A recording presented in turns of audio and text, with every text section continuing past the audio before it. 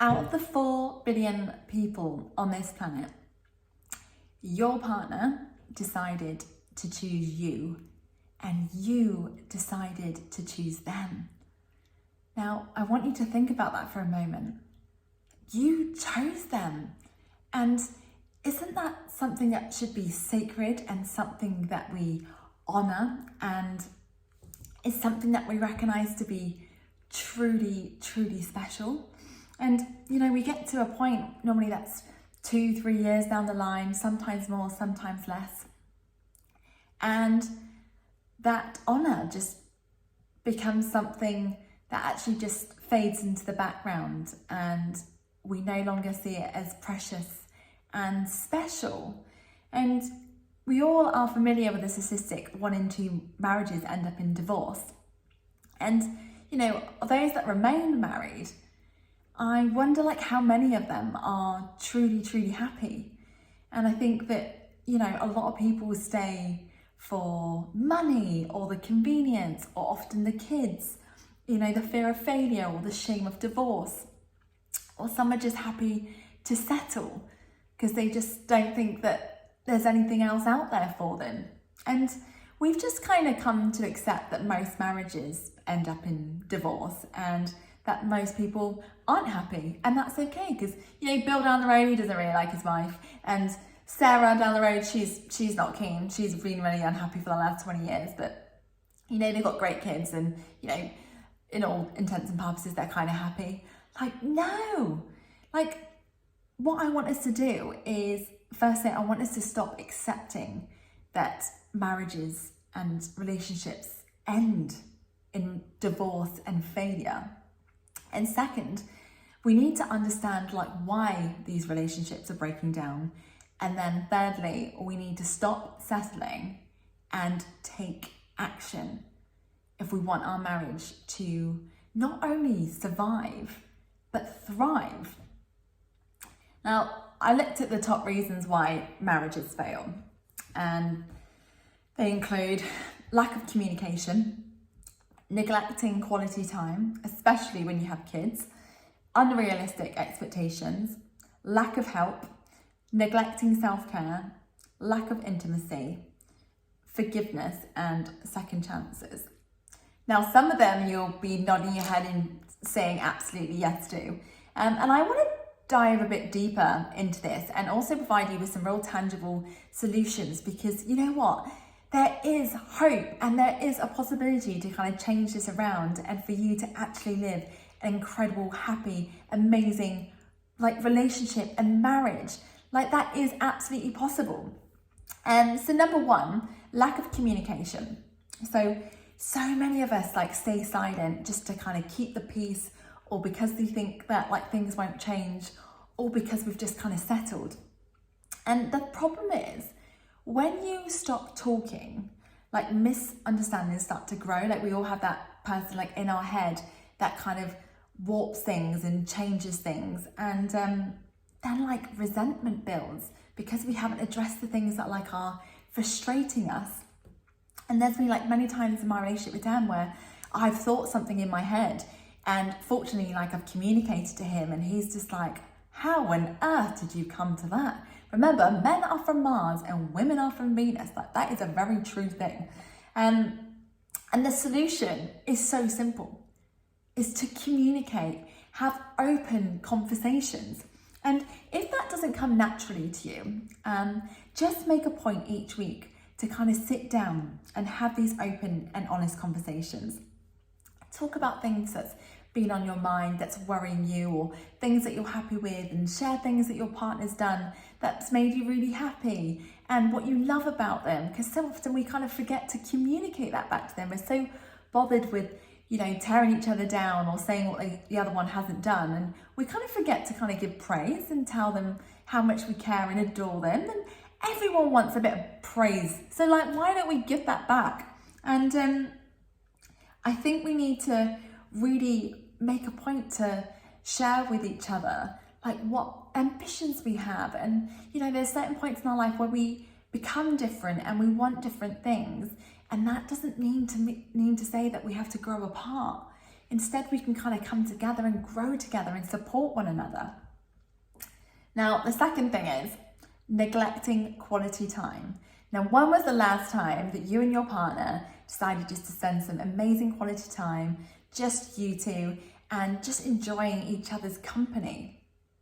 Like, we have such busy lives now, and it's so easy to neglect like quality time, especially, as I said, like when you have kids.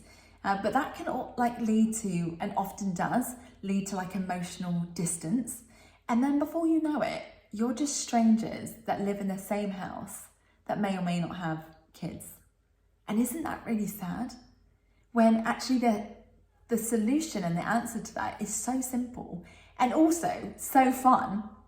You know, I want you to date each other for the rest of your lives, okay? So every week I want you to have a date in the diary where you get dressed up and you make an effort and you flirt, you play, you dance, like do the things that you used to do when you first got together, and like make it a priority.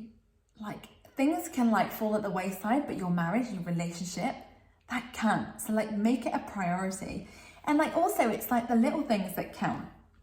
Do things to remind the other person of the fact that you care about them. That could be a little love note or getting them some flowers. Guys, just so you know, if you randomly get your partner flowers, they will absolutely love you. Like it's very simple for women. Like we literally just love affection, love flowers, you know, just very simple. But yeah, like do something spontaneous. Like if your partner comes home, like have dinner made or whatever it is. Like just remember, it is the little details. You don't always have to do something ridiculously extravagant.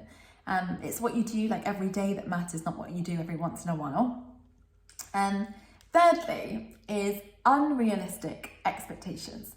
How many of us have got annoyed with our partner that they don't do romantic gestures, that they didn't buy us flowers, that they don't cook in the evenings? And how many of us had that at the start of our relationship? Because I think so often we put unrealistic expectations on our partners, and if you're a woman, often we don't share our expectations of our partners, and so they have no clue, and therefore they will never win, and they feel like they never win, and so they completely give up and don't bother, which in all fairness is completely fair enough sometimes. So what I want us to do is really think about what our partners do for us. Remind ourselves of why we fell in love with them in the first place. And we shouldn't expect them to completely change. And instead we need to embrace those imperfections. You know, like if you don't have a partner that cooks for you every night, what is it that they do? And, you know, how do they show up for you? And we need to stop comparing like what our friends' partners are doing and what our partners are doing. And instead like remind ourselves as to why we love them and what things they do for us and how they show up for us. And, you know, the other thing is that we need to learn about each other's love language. I talked about this very briefly previously, but it's so important to understand that because often we kind of communicate in terms of like how we would want to receive love. And it's normally very, very different to the other person. So for example, my dad, love him dearly, he's just not an affectionate person. So when he hugs you, it's a tap, literally a tap. Like the one time he hugged me is when I was going traveling, and that was like such an emotional moment, but he's a tapper. And I started to realize that actually for him, that's not showing like that he doesn't care, because the way that he shows love and affection is through songs and through generosity in terms of like creating experiences for the family and like spending time with them. That's his way of showing love. So if I just focused on the expectation that I wanted him to give me a hug each time, then that's going to really affect our relationship. Whereas now I realize that actually the way that he shows love is through like dedicating a song to me with words that properly matter, or spending time like making a barbecue or whatever it is. That's kind of what really like nurtures that relationship. And I appreciate that's a bit of a strange comparison considering we're talking about marriage and relationships. But it's just an example to like show you like how important that is. Now, the next one, number 4, is uneven share of chores. So we now live in a world where both partners work, okay? So we both work, we both earn a living, and yet it seems that it normally falls to the woman to do all the chores and all the things related to the kids. And that's not okay. That's not acceptable. To those men that do help out, oh my goodness, like, you are amazing. You are like gold. So women, we need to protect those men. And for those of you that don't help and don't do your fair share, well, that needs to change, because that is absolutely not acceptable. And women, we need to stop tolerating this. When they know you're not going to cook for them, boy, will they start to change. And I have seen this many, many times.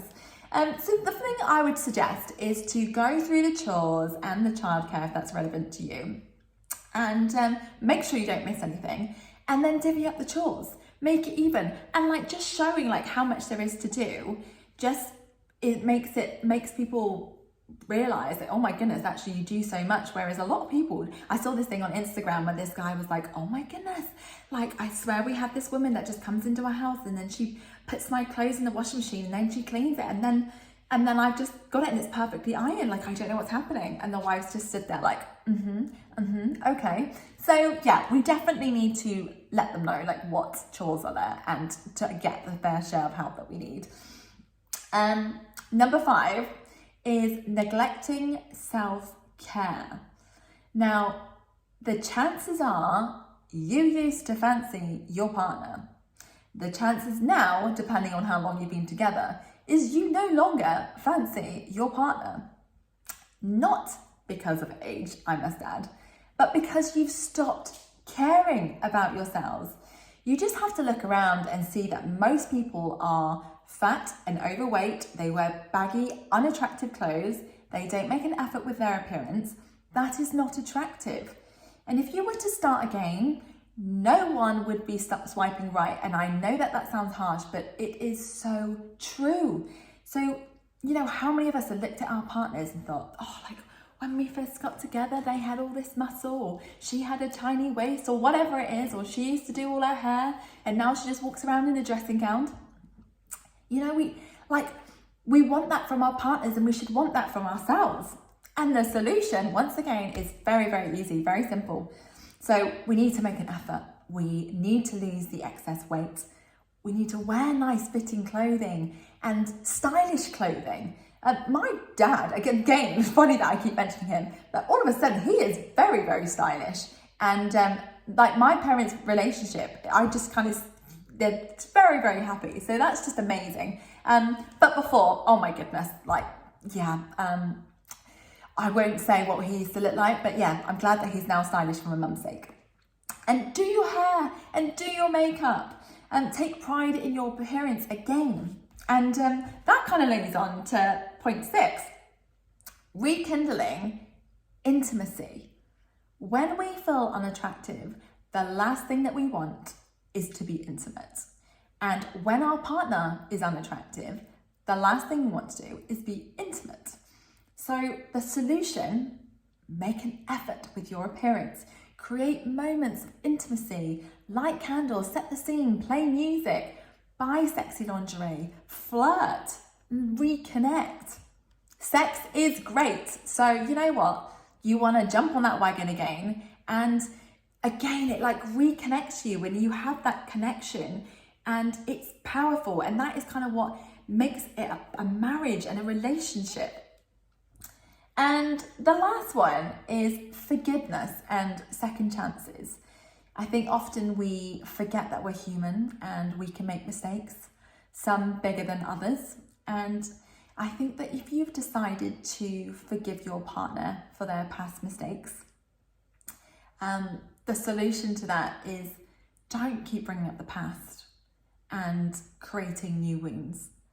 Because ultimately by you forgiving them, that doesn't allow you to keep bringing it up, because that's just going to stay with you with your relationship, and it's going to ruin your relationship. Trust your partner, love them despite their mistakes, and don't take for granted forgiveness. That is huge, because you know what? There will become a time where you get forgiven so many times and enough's enough. Because yes, I've put this together because it's so important that we remember like why we chose our partner, and to make sure that our relationships thrive and we have that love and that excitement and that joy and that connection for the rest of our days. Like, that is so important to me, and it should be so important to you.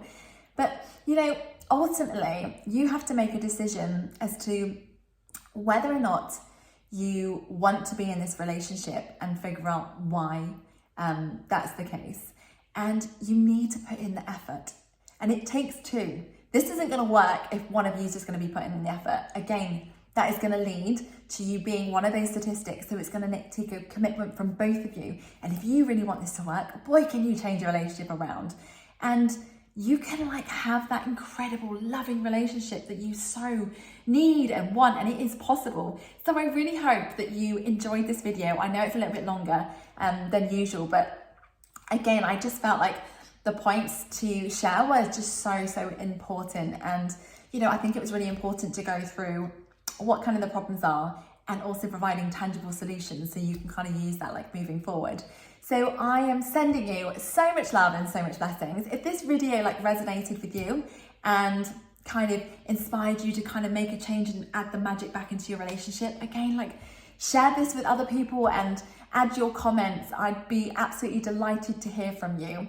And I just kind of want to share these things and start getting us to change the status quo and to raise our levels and to stop settling. So thank you again for watching. I am sending you so much love, and I look forward to seeing you again tomorrow.